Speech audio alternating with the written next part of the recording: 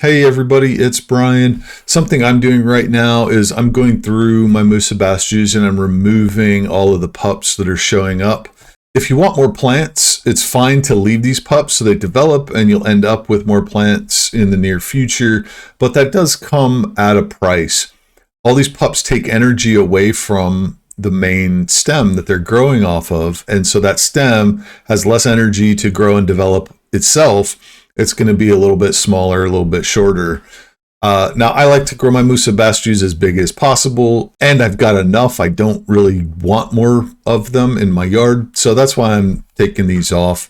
Later in the year, I'll let a couple grow as I try and keep 2 to 3 new plants from each year.